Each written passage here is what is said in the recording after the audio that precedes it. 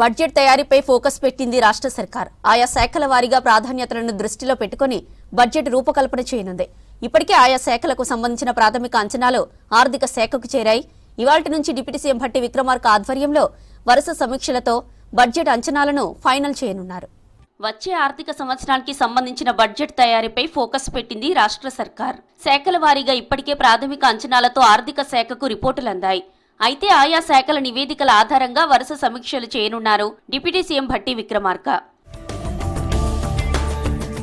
బడ్జెట్కు సంబంధించి రోజుకు 4 లేదా 5 శాఖలకు సంబంధించిన వాటిపై 2 సెషన్స్ లో రివ్యూ చేయనున్నారు. వాస్తవానికి ఈ నెల 16 నుండే సమీక్షలు చేయాల్సి ఉన్న మున్సిపల్ కార్పొరేషన్ చైర్పర్సన్, మేయర్ ఎన్నికల దృష్ట్యా వాయిదా వేశారు. షెడ్యూల్ ప్రకారం చూస్తే మొదటి రోజు SC, ST, minority, transport, BC welfare, వ్యవసాయ శాఖలపై సమీక్ష చేసి ఆయా శాఖల్లో ప్రాధాన్యతలను దృష్టిలో పెట్టుకుని బడ్జెట్ అంచనాలు తయారు చేయనున్నారు. ఇవాళ పంచాయతీరాజ్, హౌసింగ్, R&B శాఖలపై సమీక్ష చేయనున్నారు.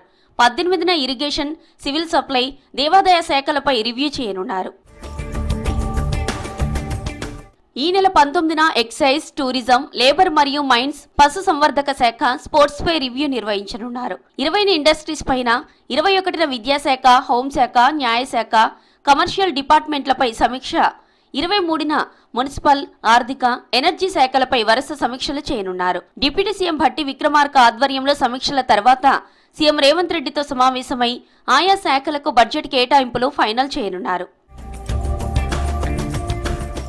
ప్రభుత్వం ప్రయారిటీగా ఎంచుకున్న శాఖలకు 2026-27 ఆర్థిక సంవత్సరంలో బడ్జెట్ కేటాయింపులు ఎక్కువగా ఉండే అవకాశం కనిపిస్తోంది.